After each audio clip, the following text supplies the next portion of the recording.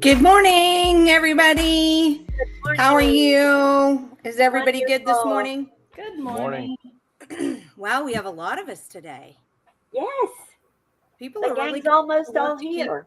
I know. We're just Yeah, how are we missing going to get Nancy on? you. Yeah, I don't know. I Some of don't- us are going to have to be smaller. Yeah. Pop her right in the middle. Yeah. Boonk. So, we're so glad, Julie and I are, to have both Michael and Tracey Montgomery. Yay, Tracey. Tracey has been a board member of Rope for how many years? A long time. Like a long time. I know. I guess, yeah, you get over 15, your memory stops going back a certain way. So you've been on the board a long time. And you've also been, so part of the reason why we asked you to be on the board is because you are the Oklahoma director for parentalrights.org. Yes.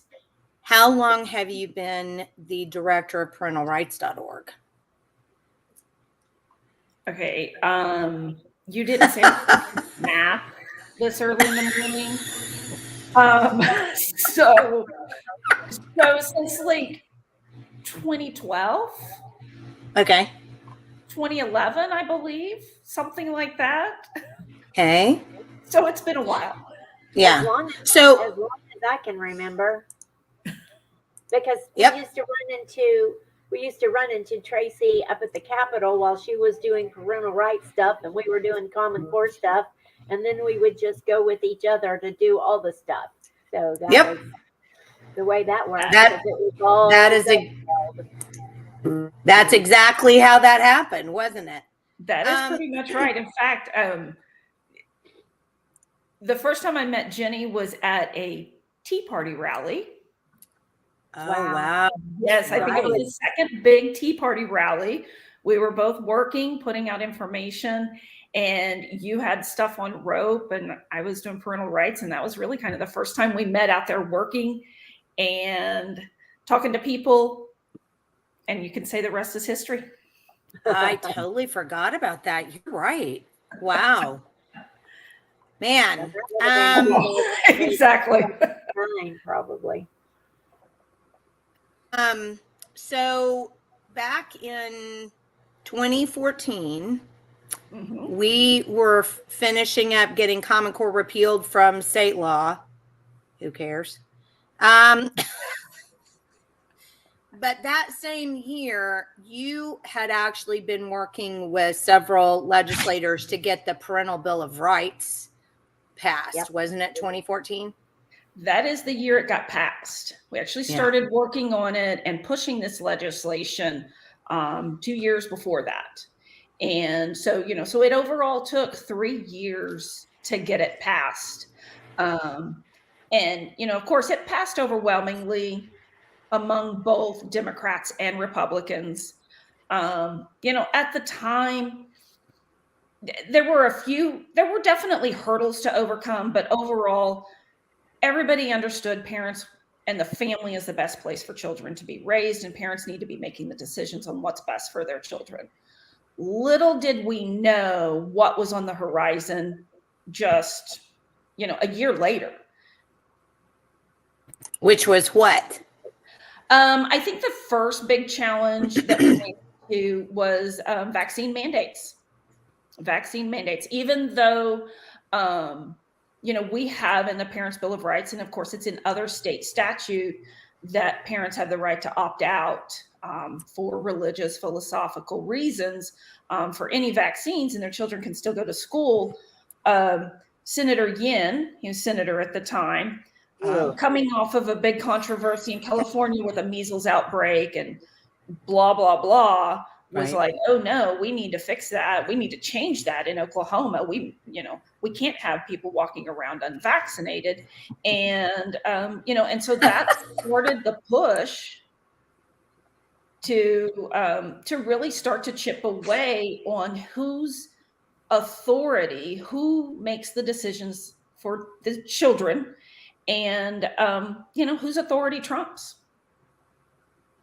And not Donald Trump, but not Donald Trump. This is way before he ever came on the scene. We've been fighting for a long, long time. Yeah. So, in the Parental Bill of Rights, which we have on our website at rope2.org, parents can go and read the Parental Bill of Rights. But, Julia and I have talked about this.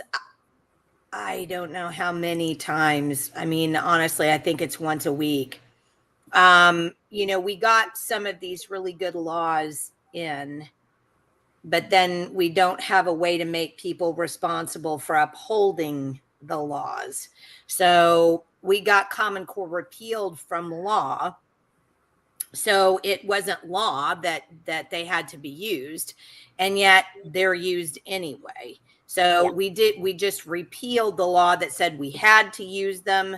And then, so many teachers and schools were already trained to use them that they just turn around and use them even after it was, out of law and it wasn't mandated that we use them.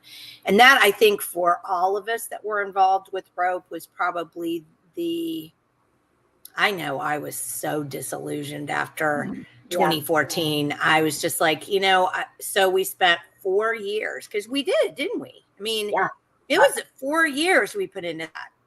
And then, absolutely. Yeah, a minimum of 4 years. Right. And because I wrote the paper about it in 2010. So it's just, unfortunately, you've kind of found that we have the same problem with the Parental Bill of Rights. Tracey, is that true? We, to a degree we do, but quite honestly, the Parents' Bill of Rights, it puts into state statute the fundamental right of parents to direct the upbringing, education, and care of their children. This is a right that has been recognized and understood, and certainly the Supreme Court has upheld since the beginning of time. Pretty much, really, the first, I should say, it was common sense since the beginning of time. But it was in the early 1920s was the first time that there, cases were coming up where it was being challenged, because it's not in the Constitution. I mean, like, literally, our founders would have never guessed that you would need to put in the Constitution that, parents are the ones who should be making the decisions for their children, absent of abuse and neglect, of course. And so anyhow, all the way through 1920s up until later 1980s, in a particular case, Troxel v. Granville, the Supreme Court did not budge. Parents' rights are fundamental. A particular case, like I said, Troxel v. Granville, they started to crack. And while they ruled for the parents in that case, it's the justices' opinions that always affect legislation, affect lower court opinions, all of that. It starts to trickle down. And in that case, only there was, of course, 9 justices, 5 different opinions. And overall, a majority did not uphold that parental rights were fundamental. In fact, Justice Scalia said, it's not in the Constitution, I can't protect it, which is just absurd and crazy. So what we started to see was a crack. Scalia said that? Scalia said it. Now, he ruled for the Holy parents, cow. but in terms of a fundamental parental right, Wow. that it's not in the Constitution, I can't protect it. So, Wow. So now, we've seen this breakdown. We've seen this crack, and it's been getting bigger and bigger as of course as time goes. When we passed the Parents' Bill of Rights in Oklahoma, which was putting that fundamental language into our state statute,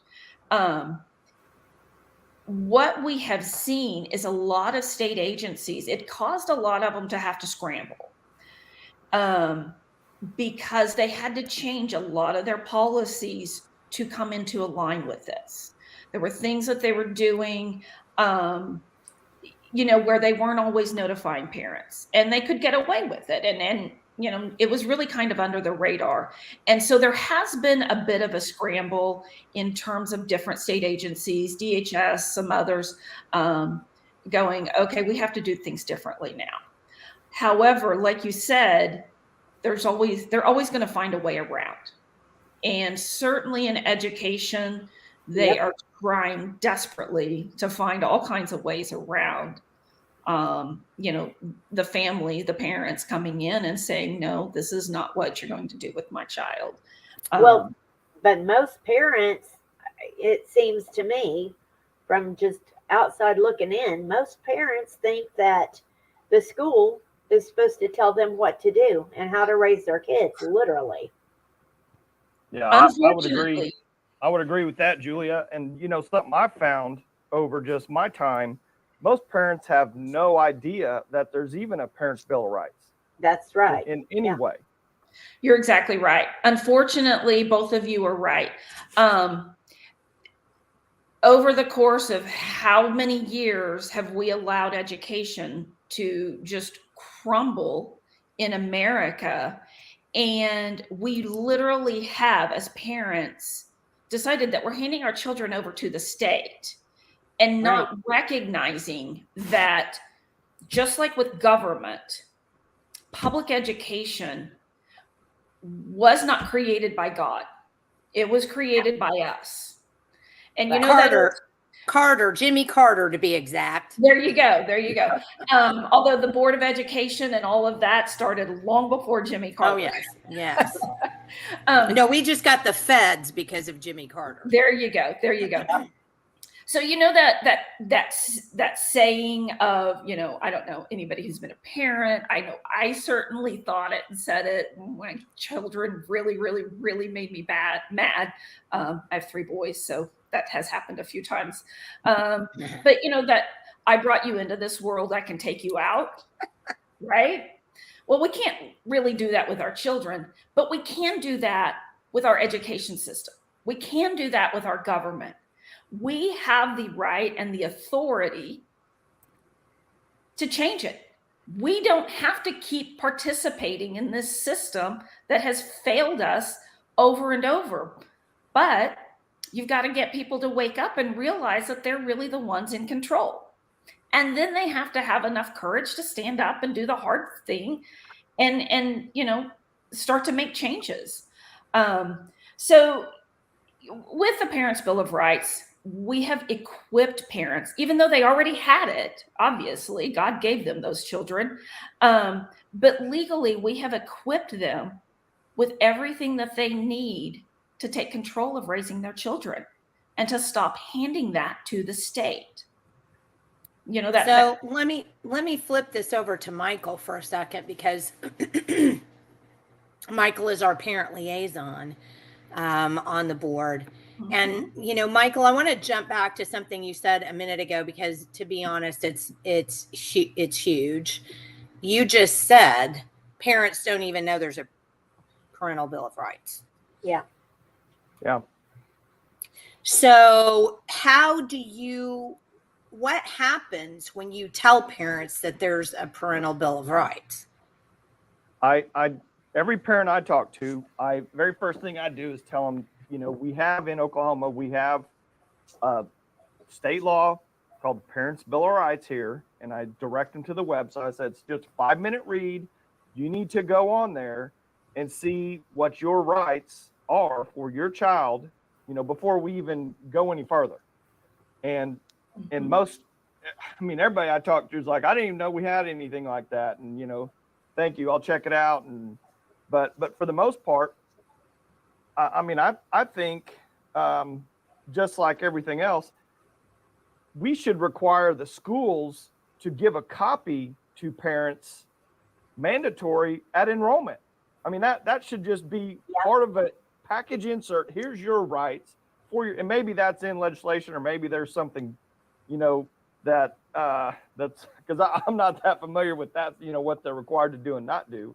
But to me, that's the most logical answer is we just make it required to give to parents. But I'm telling you, no one I know knows anything about Parents' Bill of Rights, never heard of it. Including myself, until I got so involved in all this. You're right, Michael. Oh, sorry. It's interesting that if you go to the doctor, you have to have a patient's bill. They have to give you a patient's bill of rights, right? Oh, and you have to have right, and all of that. But yet we can't make legislators put in law that they have to give out a parental bill of rights every year, with their enrollment form. Well, schools are so good at skirting the law. It would probably be at the bottom of probably put the whole thing on a 3x5 card in some obscure packet that the kids got that would never be seen. Right. Well, and I'll go one above that. When I recently met with the site administrator about the whole lunch program and all that, that we talked about previously, I specifically brought up the Parents' Bill of Rights. They had no idea what I was even talking about. And this was the site administrator and the school counselor was there. They never even, they acted like there's no Parents' Bill of Rights. You do what we say. That's literally what they said. Nuh-uh. Yeah. So after we passed the Parents' Bill of Rights, we tried to get, at the time, state superintendent to, put out a memo that said the schools need to publish this. And of course, it was ignored because the law, while it states a fundamental right of parents to direct their upbringing, education, and care of their child, it goes into some detail on specific parental rights, especially in areas of education and healthcare. Education being because it's just so much of an area that they get violated, and it's pretty easy to start to outline a lot of parental rights. And of course, parental rights are much larger and than what is listed in this law, but it's a starting point, right? It's pretty clear. So anyhow, the state superintendent at the time, of course, would not put that out because the onus is on the schools. And of course, our last state superintendent would not put it out. There are actually... So you're saying Janet Barisi wouldn't put it out and Joy Hoffmeister wouldn't put it out? Would not. Okay, so both Republicans. Yes. Now we know that Joy Hoffmeister was a pseudo-Republican since, she could throw off that R to become a D to run for governor. But the point of the matter is globalist, but yeah, so I guess the point of the matter is for those people who care about political parties, they mean nothing. You're exactly right. You are exactly right. So we've actually worked with some school districts, and there have been some smaller school districts across the state that did put this information out. They absolutely, the leaders at those schools said, no, this is important information and we want our parents to have it. But overall, certainly, by and large, the bulk of the districts haven't, and certainly the big districts have not. That being said, our current state superintendent, Ryan Walters, is very much open to putting this out, and we are working with him at this time to figure out how to make all the school districts put this out. Whether, the easiest thing would be they need to publish it on their website and then make sure parents know it's there. Right. But so let me ask you this, because I think we all know the answer to the question that I'm going to ask. And, Michael, please feel free to jump in. But I'm going to ask it anyway, because I think it's good to have these conversations. So why do you think that schools would not want to make sure that parents knew their rights? I'll let Tracey go first. Well, because, they have to jump through they have to do a few more steps. They actually have to make sure parents know of things such as sex education. They have to actually make sure the parents know that the parents have a right to review all curriculum, all materials that are being taught in the classroom. And then parents have the right to say, you know what? I don't want my child learning that particular lesson. So then the school has to provide an alternate lesson for that child. So it's really not in the school's best interest to have parents involved. They've yelled for years, oh, we need parents involved. Oh, certainly they yell now, we need parents to engage and we need parents to help us. And oh. And then they lost them out. They want parents They need popcorn and hand out juice and then nothing else. Well, apparently this They don't month, really from want what parents involved. Yeah, from what Julia just sent me this morning, which was a tweet, I'll copy it here in a second and put it up. They do want parents to carry pride banners to walk with the school bus in the pride parade. So they do want parents for that. Good point. So, Good point. yeah. Yes, you're right. So we've moved from popcorn to participating in the pride parade, but they really don't want parents saying, you know what, that's not an appropriate use of taxpayer funds and has nothing to do with educating our children. Exactly. Stop. They don't want that. Yeah. Yes. No. So I think it's, there are a lot of parents, and unfortunately the parents that need to really hear this aren't going to watch it. I mean, nine times out of 10, but I was listening to, it was Christmas one year, and I was listening to the eponymous song about Christmas, and then it has the one line that says, and mom and dad can hardly wait for school to start again. And I remember that just stuck in my head, and I thought, why on earth would parents can hardly wait for school to start again? Right. Why would parents be excited to shove their kids back off to school so they can, why? And so I think the problem that we're dealing with here is we have literally allowed schools to take over. Well, no, let's not say we, let's be specific. Parents have allowed the schools to take over raising their children.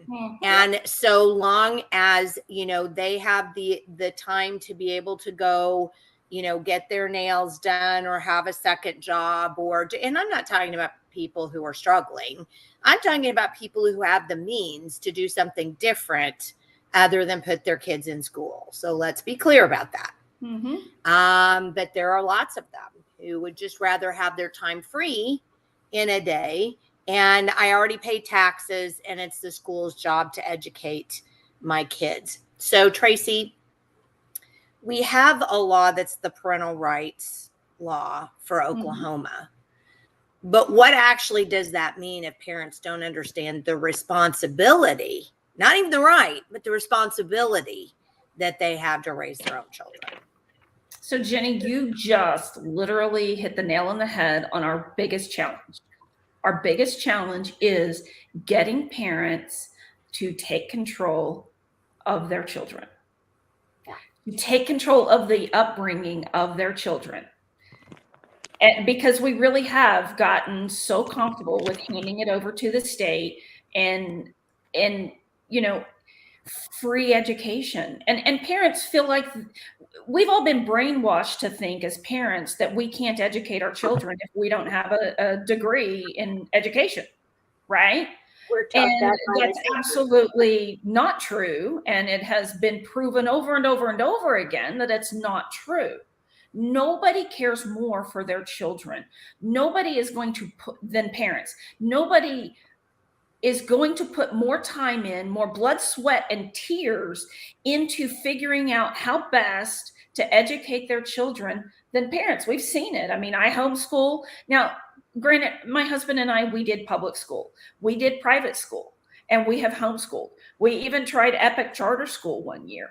And it was a variety of things for each of our children, but by far, homeschooling was the absolute best choice we ever made. And our children even will attest to that, having done all of the other kinds of schooling. It's hard. It is incredibly hard. It's more rewarding than anything else, though. If parents will take that step and, trust, I'm going to say it here, trust God, right? And quit handing that authority over to the state, we're going to fix a lot of the problems. Yeah. Well, I remember, and I tell this story a lot because, I just keep hoping that I'm going to get some parent out there who's going to go, oh, I get it. My husband and I moved from the little house that we fixed up in the village in Oklahoma City. Mm-hmm. And when we had our oldest son, and moved to a house in Quail Creek in Oklahoma City because that's where I grew up. And, the school there, I went to the school there. It had just been built, when I started in 67, I think, going to elementary school. And, it was the greatest little school ever. And, we had a carnival, and I don't know, I just remembered in my head, oh my gosh, this was the greatest school ever. And, it's small and we could, it's a neighborhood school. And so we put our kids in there, believing that it was the way I remembered it being when I was a kid. Right. And within, we managed to get through kindergarten okay. We managed to get through first grade okay. Transition to second grade and third grade were ridiculous, with my son coming home crying all the time. My daughter Betty was bringing home things like on global warming and just very political garbage that no third grader really needed to have anything to do with. And it hit me that, and I was involved in PTA. I wasn't the drop off the kid, just like Julia. Julia was there all the time with her kids. I wasn't the drop off parent either. Mm-hmm. And, I did PTA and all that kind of stuff. And I realized, if I sat in PTA and said, well, we don't really need any more for the computer lab, but it would be great if we could get some SACs and math books for the kids so they could have, instead of Common Core math, they could have actual, traditional math. Well, we can't do that. We can't do that. You need to go out and sell wrapping paper so we can get more computers in the computer lab so we can keep up with the kids in Putnam City. This is literally what I was told. Yeah. Yep. It's not about kids. It quit being about kids probably about 1967. Unfortunately, I think you're right. Yeah. Well, I want to go. I want to reference back to when we had Janelle on, who I think she was maybe our third podcast on all the books and the literature and all these schools. Where Janelle said in a conversation she was having with Randy Decker, who was the HR director up in Edmond, he told her that the kids they quit becoming the parents' kids. They became the school's kids when the school started transporting and feeding them. They now became, the school's kids. And that's how, and Janelle said that in the podcast. I don't know if you picked up on that, Jenny, but that's their mentality. I mean, they have these public schools, they have a complete monopoly on education. And 99% of parents, they have no idea that they can do all these other things. And the schools just get away with it because there's no accountability. There's no one there to keep them accountable. You're exactly right, Michael.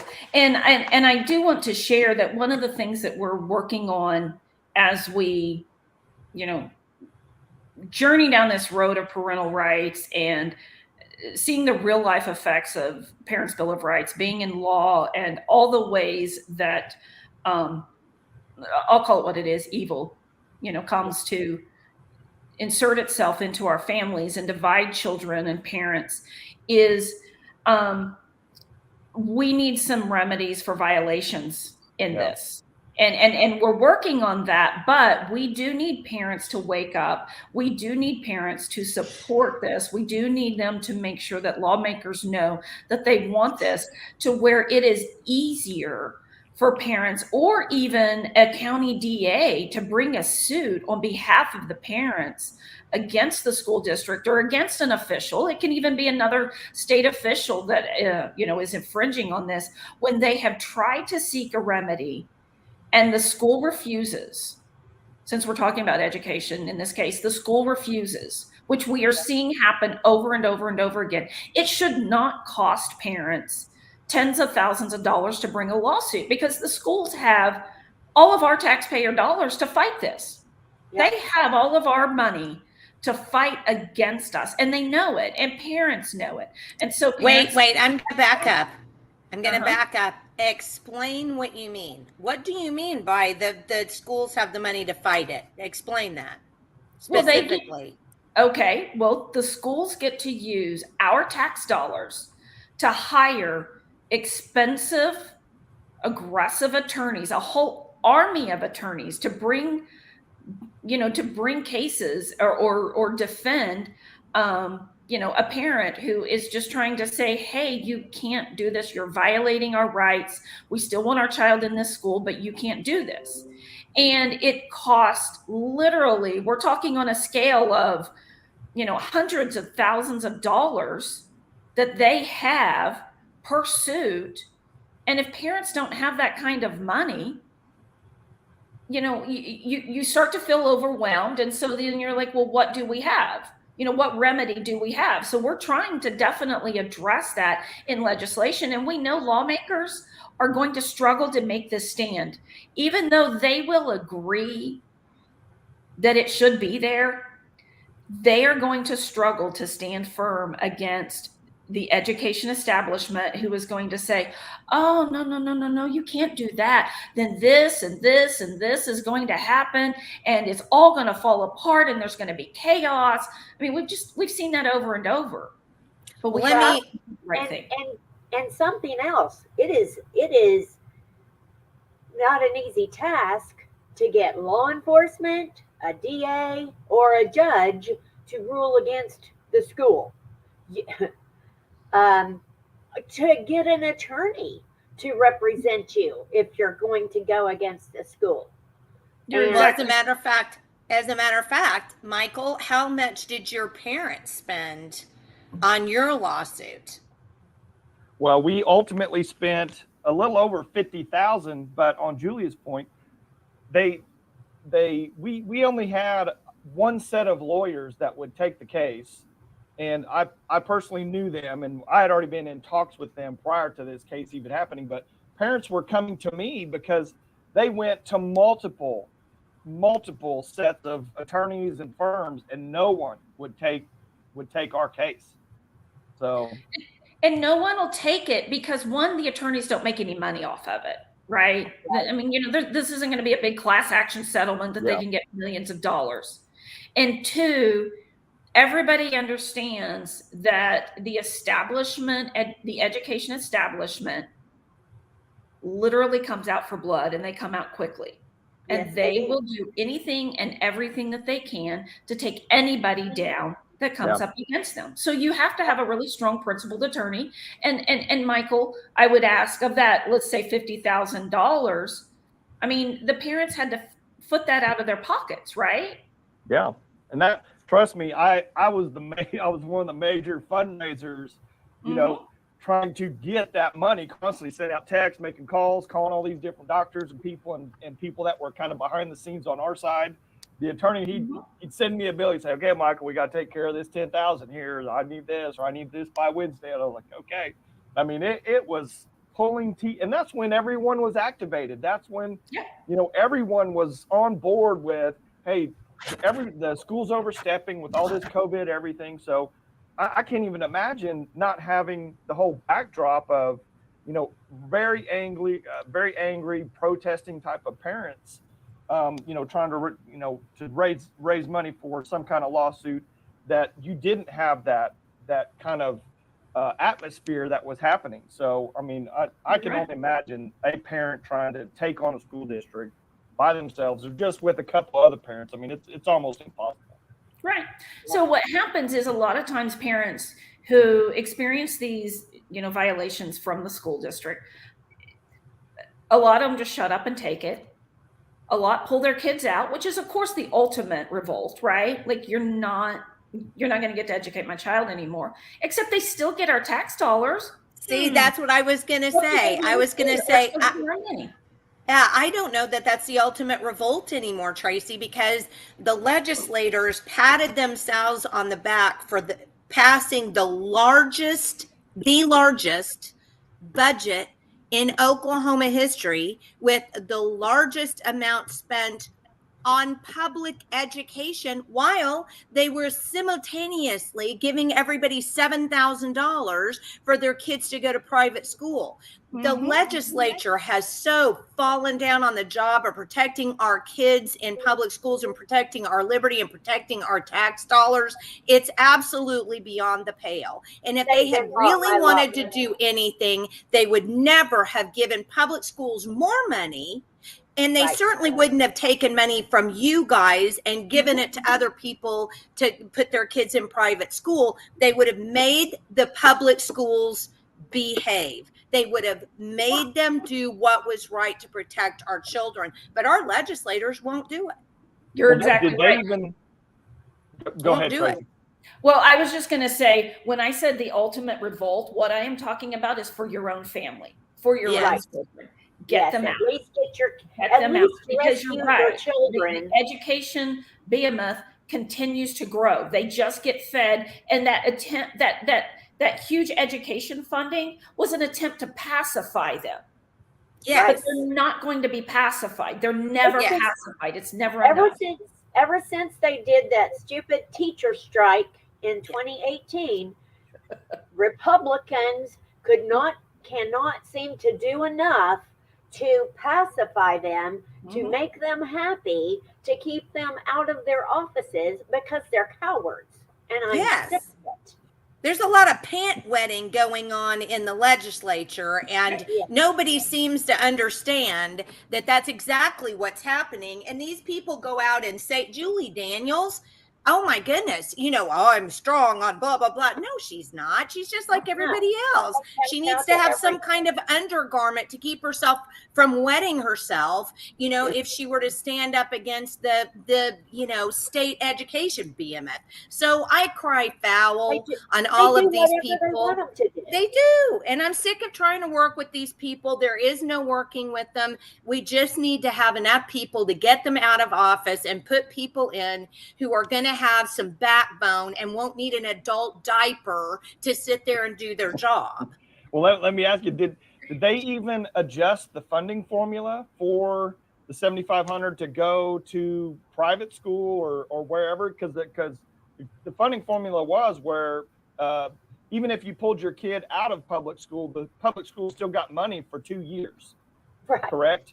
Yeah. Oh, that's right, for sure. So did they even adjust that? So even if you pull your kid out to go, now they're paying, you know, $7,500 for your private side, but I assume that they did not adjust the regular public, the funding formula for public schools. So that school's still going to get for 2 years, you know, their normal amount of money for your child. I mean, that to me, that's just completely fiscally irresponsible. I mean, just from my finance background, I mean, that's just a double spend of money.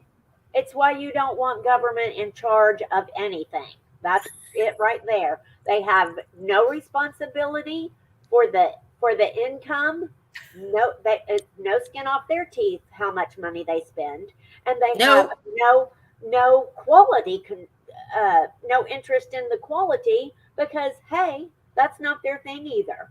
Well, I think we really need to try to hit up Ryan and say, you know, more than anything, or Superintendent Ryan Walters. We need to really make a point that the Parents' Bill of Rights needs to be emailed or in the enrollment package or in the back to school package for every single parent, you know, in every single school district in the state of Oklahoma.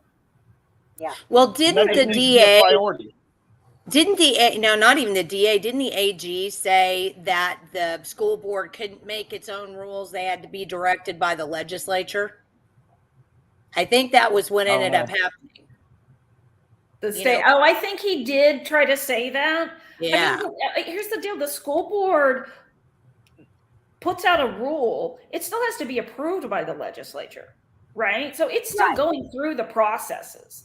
Everybody flipped out when Secretary Walters, you know, was taking on the pornography in the books in the libraries in the schools, and then of course defending parents' rights. And really what he's doing is he's protecting children by empowering parents to know what their children are being taught and to make sure that the school doesn't have the ability to hide things from the parents. So that are that has to do with their children. And so, you know, everybody was flipping out over that, but really it's not like they unilaterally made a decision and it just went into effect. It still had to go through the legislature and get the proper approval through other entities. Right. Well, I think we've all noticed, particularly in this with the video that somebody in the superintendent's office came up with, showing how the education establishment hates you and they don't care about you. One thing, they don't even really care about the kids. All they care about is indoctrinating kids and getting your tax dollars. And it was all in their own words. Nobody made anything up.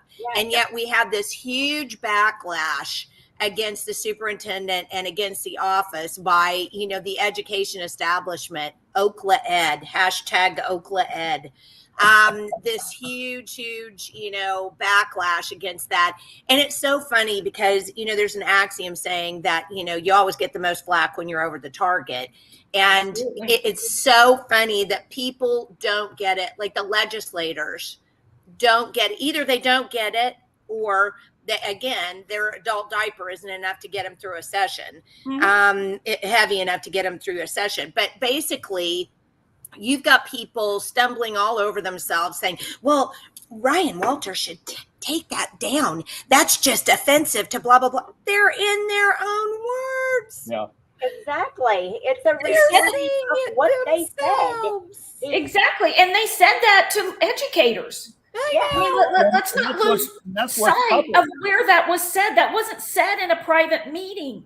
That was their big stinking convention where all the educators come to and the administrators come to, and they get their big ideas of, all this great stuff they're going to take back to their school district, and they're going to make their school so great.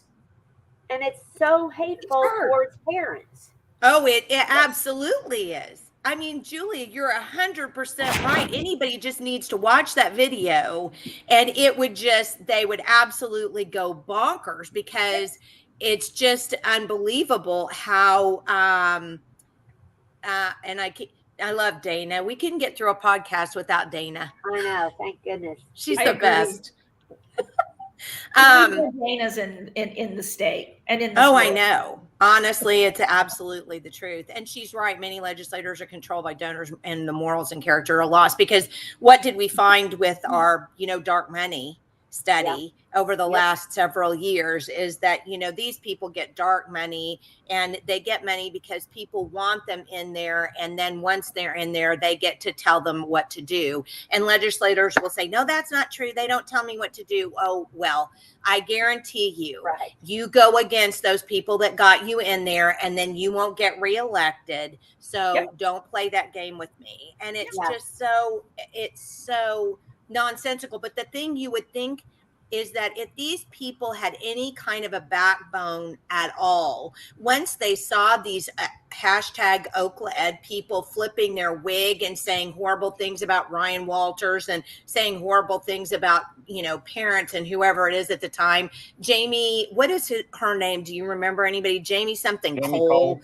Yeah, she's like a 3-word. From, yes. I can't remember what school. Well, I think she came from Duncan. Yeah, she's like a 5th grade teacher at Duncan. I did a thing on her. She's the head now of the Oklahoma educators, or however they advocates. That's right, Oklahoma advocates. You're right. And she's called she's demonized Christians. She spent several Twitter threads demonizing Christians. I mean, you parents, you know, I'm losing my ability to feel sorry for parents, except for the fact that their children are ruining our society because they won't wake up and do what they need to do, you know, to parent their own kids. But I'm losing, you know, my ability to really care about these parents, because I'm like, I'm sorry, part of your job is to actually figure out what's going on and who are the bad guys and who are the good guys, and save your kids from the bad guys and put your kids with the good guys. And they just don't even want to be bothered. Well, I think one of the challenges they come up against is most parents are dealing with their own children's teachers. Okay, for the parents that are, you know, semi-engaged, right? They're dealing with their own children's teachers. And, you know, most of them, the teachers are really nice and, you know, love their children and blah, blah, blah. What they're not willing to do is ruffle anybody's feathers by looking beyond that teacher in the classroom that's teaching their child right then, and see the bigger picture of what's happening, because then it means, ooh, I might have to speak out against these people that I send my child to every day. And the reality is, when you send your child to public school, you are giving those teachers, those educators, those administrators, and that whole establishment a massive amount of say-so in your life and in your child's life. You are saying they're an authority. You need to respect them. You need to listen to them. And then parents are in this conflict, because if they don't agree with something they're taught, then they're like, well, wait a second. Now, I don't agree with that. And overall, nobody wants to do the hard thing. Nobody wants to say, look, you're wrong. Look, what you're doing is wrong. This is wrong. I don't care how much the federal government gave you to do it. Exactly, Julia. And, you know, because that means then their little friends at church that they're seeing at church and at the little community thing, they're going to be confronted with that. And suddenly they're going to start losing friends, because we all know what it's like, how you start to lose friends when you start to speak out. Right. Yeah, but that's all part of the keyboard warrior mentality. And I'll tell you from my firsthand experience, you know, most parents parents are completely uninformed. I'll say that, you know, from hundreds and thousands of parent interactions that I had. And then you go one step beyond that. Most of these parents, yes, they're uninformed, but they're also very non-confrontational. Okay. Yeah. They'll make a post, they'll say something online. And I'll tell you, like, I had so many parents and even teachers that just absolutely hammered me online. I responded back to every single one of those people, and I said, hey, you're talking about serious issues. Let me come to your house. I'm happy to come to your house or meet you for lunch, or, you know, come over with your wife and we'll sit down and have a conversation. You know, probably out of hundreds and hundreds and hundreds of those confrontations that I had with people, only one person actually took me up on that. Only one. Yep. And we had an hour-long conversation. He changed his mind about everything, took all his posts down, and then said, yeah, I'm going to vote for you. But ultimately, everyone sits behind a keyboard and a screen, and they're tough. But when it comes to a face-to-face, they don't want to have that confrontation. That's the problem. Why our education is spun completely out of control is, like you said, parents are just not involved in the correct way to bring accountability. You're exactly right. Well, and I don't. It would have never occurred to me not to say something when something wrong was happening in the schools. And I just don't understand this weak, meek mindset that so many parents have. I mean, you don't have to be some big, brave, courageous person. Just say, that's wrong. That's wrong. You can't do that. And you have the right to do that. Yes, you absolutely have the responsibility to do that. You know, Tracey, it's probably backwards. Oh, it is backwards. We had a little, I think I can flip my camera though. So people can see it. Let me see. Hold on. Give me 1 second. Oh, I can. All right. Let's see if that works. All right. Now, can we see it? We can. Yep. All right. So here's the little booklet that we had made up. Well, actually, a former school teacher, public school teacher, Julie Sullivan, had these made up many years ago, right after it passed. And you were working on getting a little brochure done that had parental rights. And, you know, maybe what we ought to do at some point in time is we ought to just go on a money collection drive where we collect enough money to just start blanketing the state with those little booklets about the parental rights bill. Because I do think, but I will say this though too, we have a friend and one of the programs that her son was getting in middle school in Edmond, part of it was a surveys. There were these surveys that were coming back that were collecting information that was simply no school should have. I mean, nobody should have it. It's not their business. So she literally went, because it is your right as a parent to go to the school and say, I want to see this curriculum. Okay. So she actually did go to the school and she made an appointment to see the curriculum. And she was joined by no less than 4, a teacher, a counselor, the vice principal, and I think the principal all came in while she was looking at this curriculum that she had a problem with or a concern with. How intimidating is that? Well, so she exercised her parental rights. She did what it says in the parental rights law that she can do. And yet she was basically treated like the Gestapo. Yeah. So the Gestapo had to come in and, you know, watch what she was doing and answer these questions. I mean, that's so wrong. It is wrong, but being a parent, you know, there's a reason why there's a term mama bear and papa bear, right? Yeah, and you have to realize that we have to be mama bears and papa bears everywhere for our children. Our children are literally depending on us to do this. How are they ever going to learn how to stand up and, you know, speak out, do the right thing if they don't see their parents emulate that?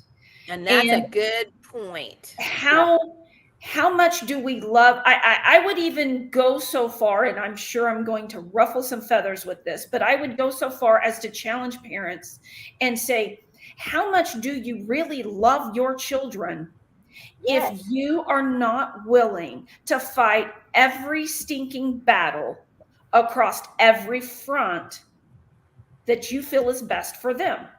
Exactly. And you know, that makes me think of, people will say, oh, well, that's not a hill I'm willing to die on. Yeah. Climb every hill. You only die once. Climb every hill. It's not going to kill you. Go Are climb your children all worth those that? hills. Fight it. Fight it. Fight it. Fight it. Fight it. Yeah. I You're mean, only quite gonna die literally, once. are your children worth that? And if they are, then you've got to have those, educators standing behind you, looking over your shoulder, intimidating you. And you look at them and you smile and you say, I'll be taking as long as I need to review this. And I'll be taking any pictures I want of this. And, and just the beautiful thing is, once you start to take those steps, and the first steps, I get it, the first steps are scary. The first steps are not easy. Not everybody just naturally has kind of what I think we do in this group and some others, where we just naturally are, taking things on. I get it. But when you start to take those steps, it's amazing because you feel free. You start to feel liberated. And then you start feeling bold. And you get more courage, and then you find the next one and the next one. And it starts to get easier in a lot of ways. Attacks come at you, but it gets easier because you are building a foundation of putting your family and your children first, which is really your job. Exactly.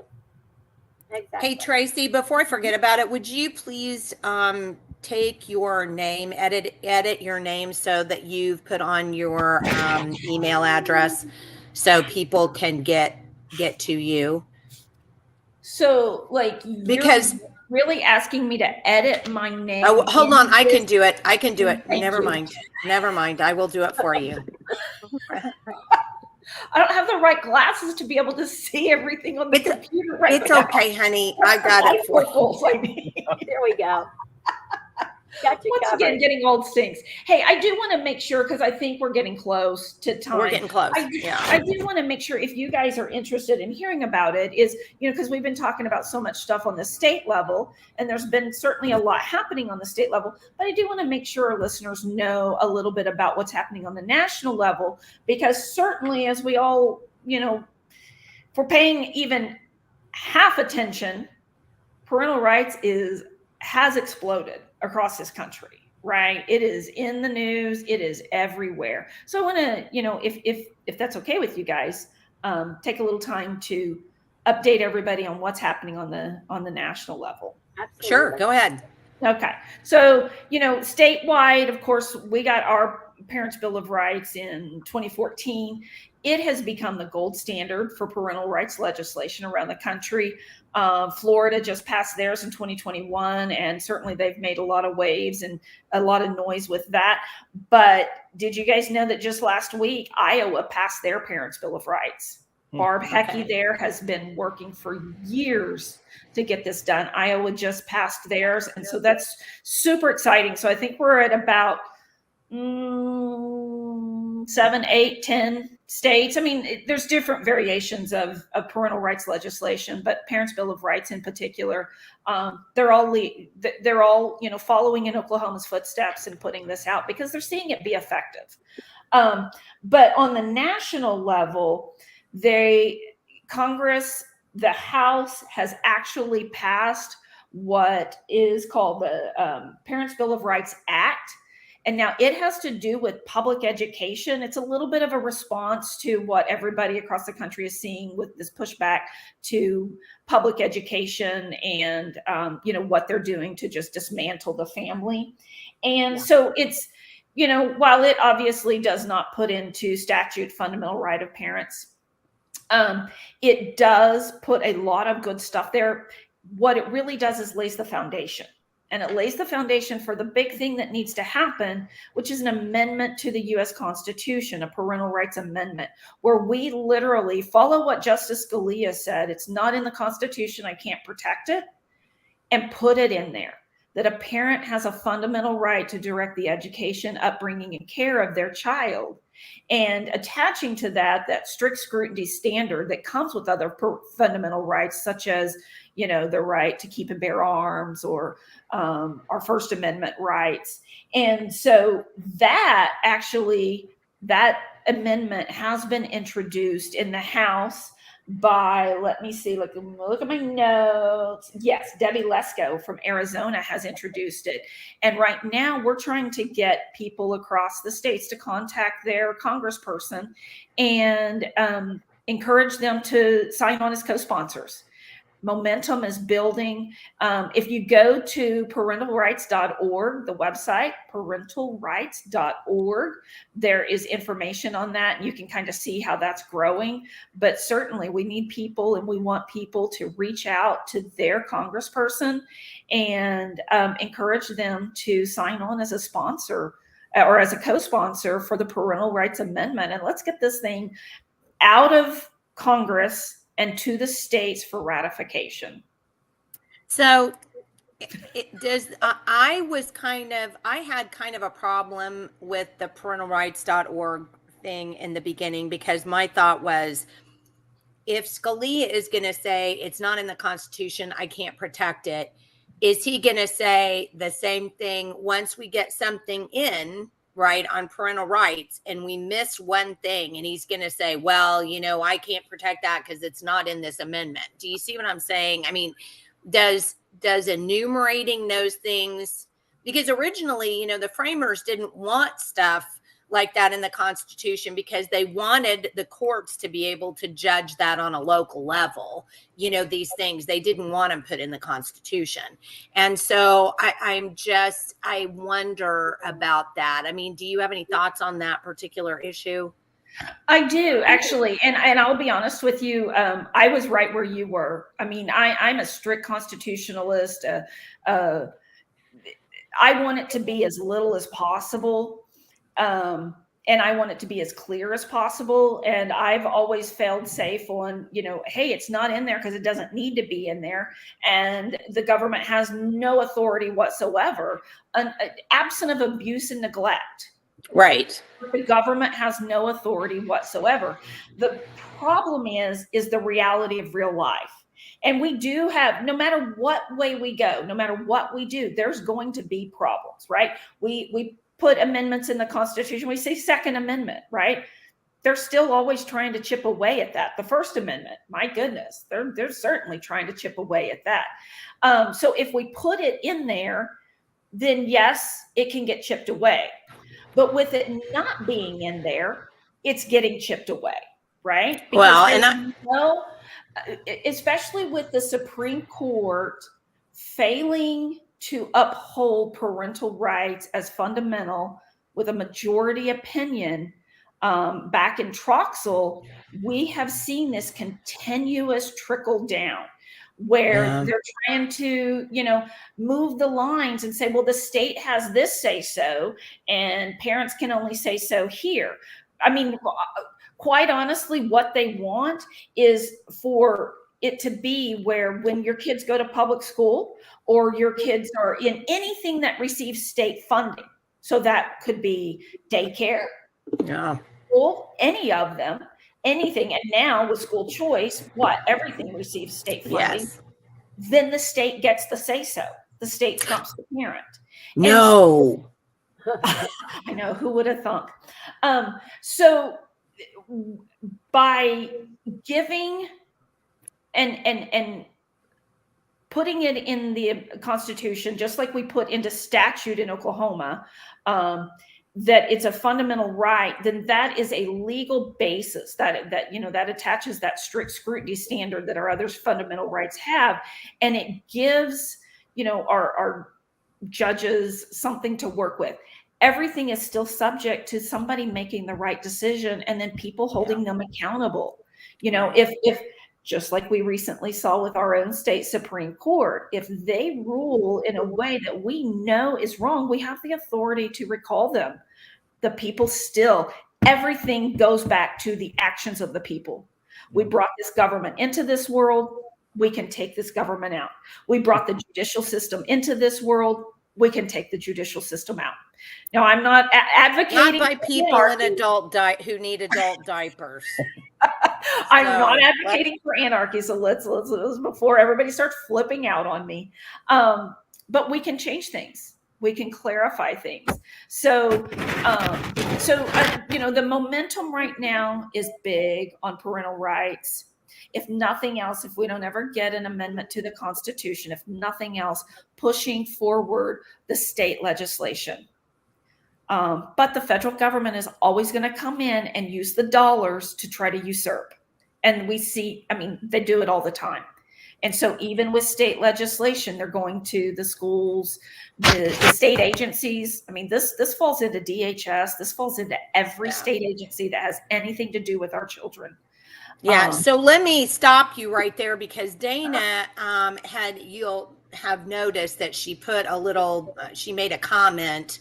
Now we just need our parents' Bill of Rights to usurp the ESSA. The Elementary and Secondary Education Act, which is basically what she's talking about. When we did research on that years ago surrounding Common Core, George Bush essentially made the Elementary and Secondary Education Act, the Every Student Succeeds Act, and that was where we got all the testing requirements. So you had to, and Data says Every Student Succeeds Act. Well, that's what it is now, but I'm just giving you the history over time. They keep the ESSA and they just change it to whatever it is throughout the ages. But basically it was under Bush, it was the Every Student the other one. Elementary, secondary. Yeah, No Child Left Behind, essentially. Yes. And so that's where we got the testing requirements, where 95 or 6% of all kids in the state has to, and that's correct. She says they love to change the names to deceive people. And that goes back to something you were saying about abuse and neglect. I mean, today there are courts that consider abuse and neglect a parent not allowing a child to change their gender. So let's be very clear about that. So, but the ESSA, we subscribe to it in Oklahoma anytime we take federal funds, and that's mainly how we get all of our food service taken, where we feed these kids for free, and by the way, there are private institutions that do that, and we don't do it for free. That's right, Julia. Comes out of all of our pockets. Yeah, exactly. But except usually for the people that are getting the food. Anyway, so I was absolutely, I don't know if I want to say irritated, angry. I don't know what I want to say, but this last year's legislature was obnoxious. It was. I mean, completely, those people are obnoxious. And if it were up to me, they'd all be recalled and all sent home. Because nobody seemed to have the ability to stand up for the people at all. It was unbelievable. And one of the things that they did was they passed a school law, and I'll be honest with you, I've been so disgusted with them. I just hear things and I don't even go run them down because it just would make me madder. But they passed a law, and basically because Mark McBride felt like Ryan Walters was not running the department correct in the 15 minutes that he's been elected. And I'm not a huge Ryan Walters fan, so put that in perspective. Decided that he would put a section in a law that basically said that the legislature would decide whether or not that there's federal funding, not the State Department of Education. So just stop and think about that. So our legislature, and by the way, it's on the governor's desk, and unless he line item vetoes that line, then basically our legislature in Oklahoma, that red state, at least maybe their adult diapers are red, decided that they were going to pass this with that in there so that they could control the federal funds. How many times have so many of those people stood on a stump for a stump speech and said, oh, we want federal dollars out of, they just control what we do. Absolutely, they do. They control what we do, taking those federal dollars. If we got out of the game of taking money from the feds, we wouldn't have to test kids, 98.5 or 6% of our kids. We wouldn't have to do these things. We could do what we wanted to do as a state. But yet our legislature decided that they don't want that to happen. They want to take that federal funding. They want those federal grants. And that was Mark McBride specifically. So if he's your representative, you might want to give him a buzz. And if he wants to come on here and visit about that, that would be great. We'd love to talk. Mm-hmm. When I'll say something else. He also himself voted against moving the school board elections to the general cycle out of when it was in House.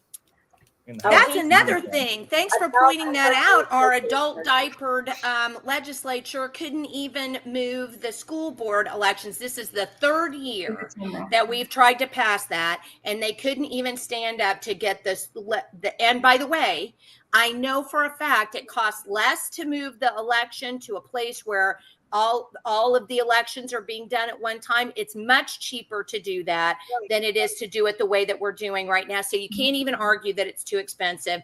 These people just knew for a fact that the education establishment would camp outside their doors, and they just, it was too scary to do that. I mean, I'm sick of all of it's just, I'm sick of these people. Yeah. Flat sick of them.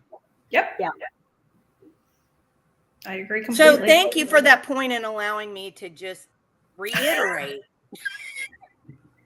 I don't know how to fix it because we seem to see it every year. Oh, they're getting worse. Letting this education establishment be the bullies that absolutely, destroy our children, destroy our families, and destroy our own economy. I mean, when do we say this is ridiculous? Enough is enough. Well, and we couldn't, correct me if I'm wrong, but we couldn't even pass a law to keep developmentally inappropriate or pornographic books out of taxpayer-funded schools. The legislature couldn't even do that this year. Am I wrong on that? Does anybody? And we also can't get law enforcement to go take care of this. What in the world?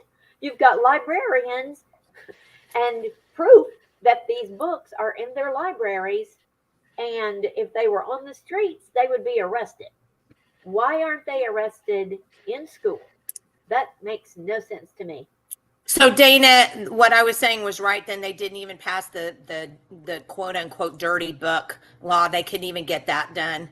So if that's the case, then honestly, Tracey, we have these parental rights, but if we don't have a legislature that's willing to uphold those rights, then what do you do?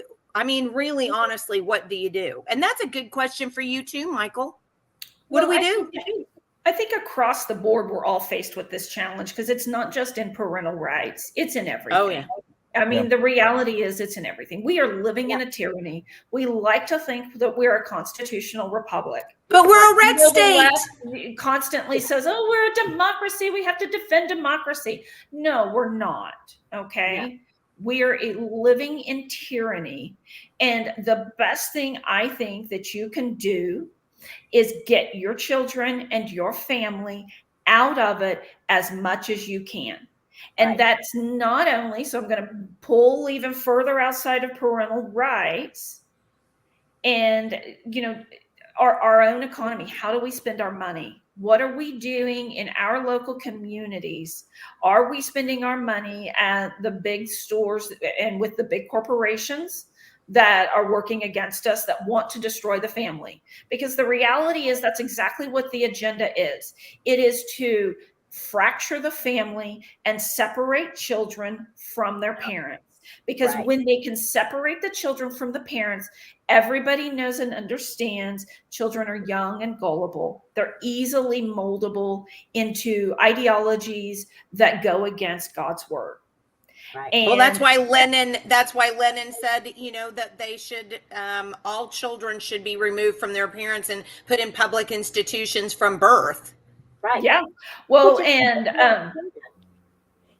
what's his name? Hitler. The Nazi guy. Say, what's his name? I remember his name, Hitler. He actually said, "He who controls the youth controls the world, or controls the future." Right. I mean, they all understand this, and we can look back now and see clearly the breakdown. It's in our face. it is kind of hard to understand how there's parents that are still buying into this, that are still willingly sending their kids to, I mean, in a lot of ways, it feels like the slaughterhouse, right? It is. But Tracy, we've got parents that send their kids to stupid drag queen shows.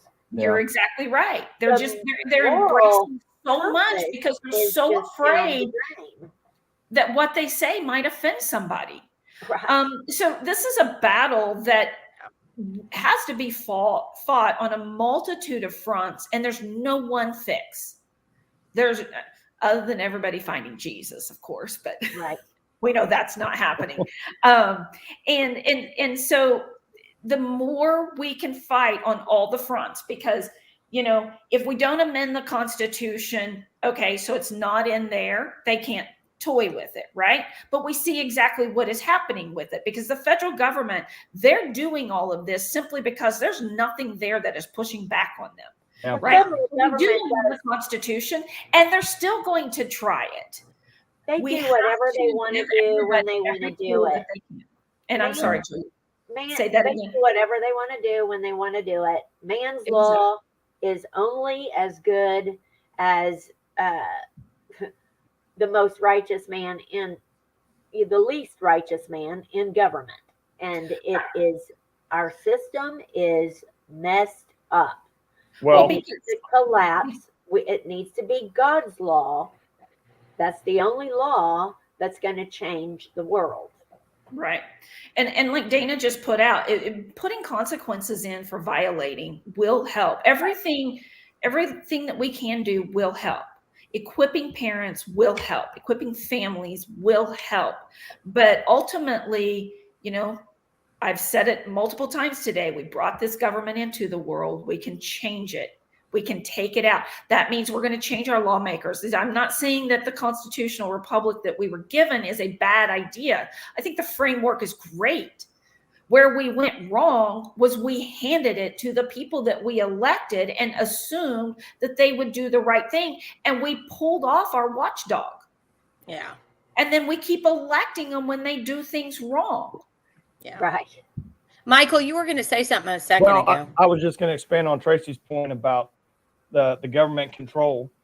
I mean, I think we're in a downward spiral that we're probably never going to get out unless something just unbelievably tragic happens to kind of reawaken parents, and hopefully or Jesus comes back. Yeah, hopefully there is kind of a reawakening coming, because when you look at what's happened, the government has completely usurped parents. Okay. Yeah. So if parents aren't even willing, you know, if we as parents aren't even willing to challenge at our kids' school, then they're not going to challenge anything else. I mean, the parent is the last line of defense for that child. And if 90% of these parents are so, you know, non-confrontational, or they're so distracted with everything else, or, you know, whatever their excuse is, if they're not even going to challenge at their kids' school, whether it's, you know, the parental rights, the parents going in the classrooms or the lunchrooms or the school books, you know, just all of it. If the parents aren't even going to challenge that, then they've, in my opinion, they've already won. I mean, they basically have detached that parent from their role, and it's just going to, I mean, we're just in downward spiral. Yeah. Unfortunately. Well, yeah. And the sad thing about it is that, you know, we could literally keep talking about this all day. I mean, which frankly is, I mean, I would hope people who are watching are going to be sad about that, you know. Yeah, we just only started to scratch the surface of parental rights violations. And mainly we talked about education. It's everywhere. I completely agree. And I think, and I know that there are a lot of us homeschoolers that are very concerned about this $1,000 that the government, that the Oklahoma government is, you know, going to allow us to have for homeschooling. And there are so many of us that are concerned about that, because and I try to say this in every podcast we do, just in case somebody is just flipping through and not watching all the podcasts.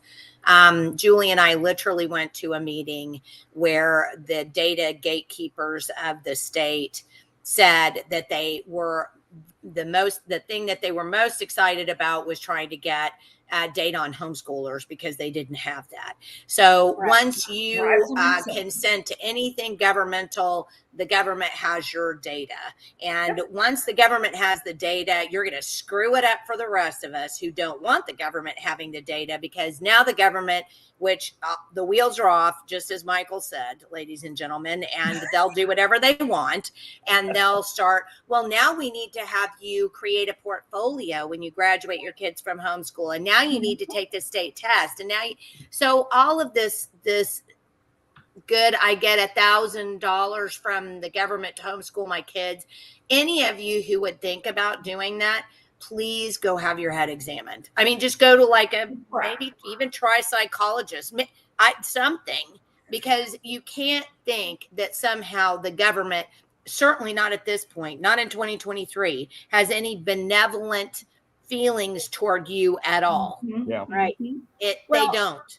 And when you said, we're not big fans of Ryan Walters, I said I wasn't. Yeah, every single thing that he is doing, standing up for parents, we're all about that. He is doing that. The problem is all the good things that he is doing, his solution is this pretend school choice thing that they've got out there, which is a false solution. It's a trap, as Dana said. And so as long as that's his solution, then that's a really big problem. And we do like the fact that he's bold enough to stand up to the unions. Yeah, for sure. That is, that video was amazing. Yeah. Yes, it was amazing. It's still out there. I think I can even pull it in. Because I downloaded it, and I think I can. Oh, yes. Go, Jenny. We've got and we want to completely have full choice for parents, full education freedom here in Oklahoma. Parents will be in charge of our education system, not these woke teachers unions. We will say gay, we will say trans, we will use the words that validate our students and their families, words that encourage them to walk in their authenticity, to love themselves fully, to become who they are meant to be. One of my students felt safe enough to share his pronouns with me. Once the class knew that I knew, they all switched pronouns. They're second graders. I saw one part where the unions apparently are asking you to stop talking about them because they're losing membership. That's right. I had a union leader pull me aside and say, you keep talking about all of our positions and we're losing membership. And I go, well, the truth hurts, doesn't it? In a red state like Oklahoma, most of our teachers have conservative values and they're mortified at the positions you've taken. These so-called leaders are taking freedoms away. Freedom away from a kindergarten to third grade teacher in Florida to love openly and with pride. This Supreme Court and significant numbers of radicalized elected officials have walked away from freedom and justice for all toward an extreme, controlling, discriminatory, exclusionary, misogynistic, homophobic, out of touch, racist, cruel, corrupt ideology. Corrupt! We're not going to call them that. We're going to call them MAPs. Minor attracted persons. So don't judge people just because they want to have sex with a 5-year-old. They like to operate behind closed doors. They like to bully and intimidate lawmakers. If you get in the way of our progress toward a more just nation, we will get in the way of your election. They shut down schools. They're pushing this radical gender theory in schools. They are fighting parents on school choice. They're fighting things like transparency in our schools. You read books, you don't ban them. You teach the truth about our history, you don't deny it. You protect our children's safety, not the gun makers' profits. You see our children as they are. You don't deny their identities. And they actually prefer to push books like the Constitution and the Bible out of our schools while injecting books like Genderqueer and Flamer. This week we are chatting with Maya Kobabe. And this book, like you said, young adult experience. A book like this, or any book that sort of explored specifically non-binary identity, would have probably taken 10 years of like confusion and uncertainty out of my life. And you would think about all of the kids out there that have found the book and, probably are just, saying finally. You have been champions of social justice. Justice must be an action. You, I believe, are essential to the future of our democracy. We have teachers unions that don't want the best teachers to make more money. They don't like the fact that we're giving huge signing bonuses to high-performing teachers. To reclaim public education as a common good, as the foundation of this democracy, and then transform it into something it was never designed to be. We will act as if it were possible to radically transform our world every day, all day, in every school, in every community, in every state across this nation. I want to talk about minor attracted persons. They've not chosen this attraction, so you don't get to choose to be heterosexual or to be gay, and you don't get to choose to be a minor attracted person. The term pedophile has moved from being a diagnostic label to being a judgmental, hurtful insult. You will not be defeated. You will never give up. You will never give in. Every day, all day. Stand up for public education. Stand up for democracy. We are the NEA. We are the NEA. We are the NEA. Let's go, NEA. It's our turn. And we will prevail. Talk about a cult. Yeah. I really want to know who in the world could look at that video and then go, I'm going to send my kids to school today and be super happy about that. Woo-hoo. And that's why Oklahoma advocates and Jamie Cole and all of these other little people are flipping out about this video. Yeah. There was nobody, this wasn't AI. Nobody put anybody, this wasn't sock puppets. This wasn't people doing a cartoon. This was them in their own words. Yes, that's who they are. That's their leadership. That's their leadership. And that's not even behind closed doors. That's just what they're allowing us to see. That's exactly right. Years.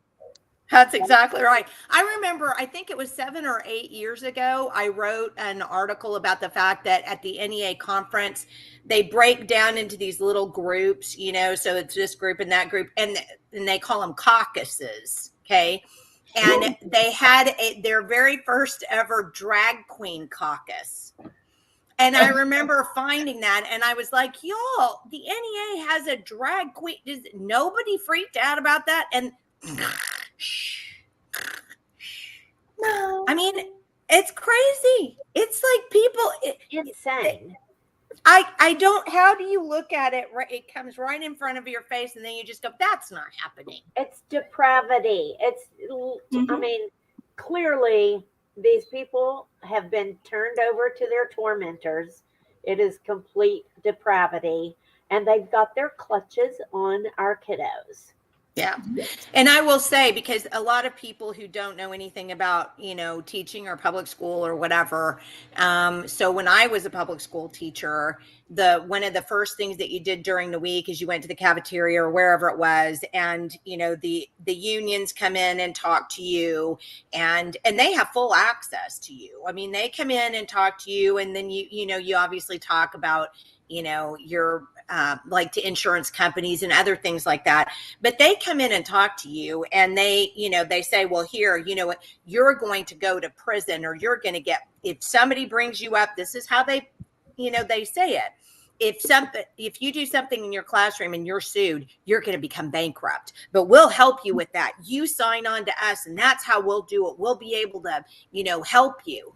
Well, so there are 3, kind of teachers unions in Oklahoma, the OEA, which is the NEA one, and the AFT, American Federation for Teachers, which is in Oklahoma. And then there's also the POE, which is Professional Oklahoma Educators.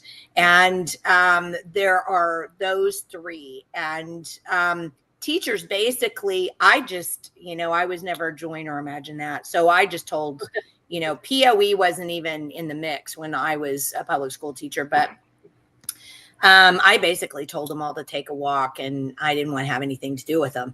But there are a lot of teachers who buy the nonsense, and they're the ones, those dues go to these people, and this is what these people do with that money. So educators, especially if you're a conservative educator, I'm sure you don't want to out yourself, because there is so much bullying going on so much bullying. Teachers and even principals are afraid. I'm telling you. Yeah, because these people are mean. They want to scream They at you are about vicious. bullying, but they're completely tone deaf and they're completely crazy. And they then will you go get out and really bully hard. you, but you can't bully them back. Right. Is the way it works. And I can guarantee you one of the things that they are using to get people to sign up, all the new educators, the new young ones coming in every year to sign up, is the fact that there are parents starting to step up and speak out. And so they are creating this culture of fear, and you see them selling it all the time. In Florida, when they did their what they called Parental Rights in Education Act, which just said you can't teach these sexual topics to second graders. It was very common sense. What did they do? They sold fear to the teachers. Yeah. And the teacher, because you heard them saying, if I say this one word, if a kid asks a question and I say this one word, then I'm going to get sued. I'm going to get in trouble. They're doing that on purpose to increase their membership and, their power footprint. It's crazy. What were you going to say, Michael? Well, I was just going to confirm what Tracey just said about the fear side. I spoke to teachers that said they were literally like when they first came on the job, they were so pressured as to the fear side of not joining the union, not having protection. If you don't join, this is going to happen to you. These parents are going to sue you. You're going to be personally liable. And I mean, I think that it's 100% fear more than anything else, and to me, a lot of those teachers, they're really there. They want to help kids and do the right thing. But they're very non-confrontational when it comes to that kind of stuff. And, it's just unfortunate, but yeah, fear is, from my experience with the teachers I talk to, that is the number one thing. They just use fear. Yep. Yeah. Well, you guys, we are way over time. We're at 1:33. Tracey was cracking me up the other day because I was talking to her and she was like, I'm not sure that I have enough material. I go, don't worry about it. I think our hour-long podcast is officially now an hour and a half. Because more of them have been an hour and a half than an hour. I think so. Well, in closing out, those of you who are watching, and I really do appreciate you guys signing on. And I know a lot of you just got on kind of later on in the podcast, and make sure that you follow up. Some of you are on YouTube. You can go back and look at this. It will be up on YouTube. It'll be up on Facebook. It'll be up on Rumble. And then you guys can be able to pull it down and share it, or, re-look at it, or, whatever you want to do with it. So don't worry about that. Just because it's ending doesn't mean we go away. We're like bad pennies. We keep coming back. So what was that? Oh, Julie and I have a huge announcement. Huge announcement. Really? Do you want to make it? No, you did it. Okay. So Wednesday, the 7th, which is going to be our next podcast, because remember, we only do Wednesdays and Fridays. Wednesday, the 7th, we are going to have internationally known actress and homeschooling mother, Sam Sorbo, on our show. She will not be live. So if you have questions for Sam, you'll have to send those in and we'll ask her as we're pre-recording. She's got a pretty busy travel schedule this summer and wasn't able to be on live. So we're going to record with her on Monday, and then we'll have that available for you on Wednesday. But you will have access to see what Sam is doing in her homeschooling. She's got a curriculum that she's put out and a website, and those of you who are interested in homeschooling, this would be the time to tune in for sure, because that might be something you're super interested in, and she can help you out there. So we got to meet her several years ago at an education conference in St. Louis, and she's a great speaker, and she's been fighting against the bullies in LA. So, and in case you're not, it's Kevin Sorbo's wife. You know, Kevin Sorbo, Hercules. So the wife used to be Hercules. Yeah. Well, and he does. Well, Kevin and Sam both do a lot of Christian films. Yes, they've been very active in the Christian film area for a lot of different years. So we're happy anytime that we can get Sam on and point to, you know, what she and Kevin are doing, because it's good stuff. Very edifying, and you can count on you can count on their stuff being something your family can watch. Correct. Always. Absolutely. Tracey, we're so happy to have you on. I hope we managed to get what we needed to get talked about. But for those of you that want to reach out to Tracey, don't forget to do it at her email address. And Michael, as always, pleasure. Yeah. And if you need help at your school, that's what Michael does. And please feel free to email Michael at michael@rope2.org, and he can help you. And we're just so very happy to have had everybody on with us today. And we will see you again with Sam Sorbo on Wednesday. Yes. So thanks so much for being with us. Thank you.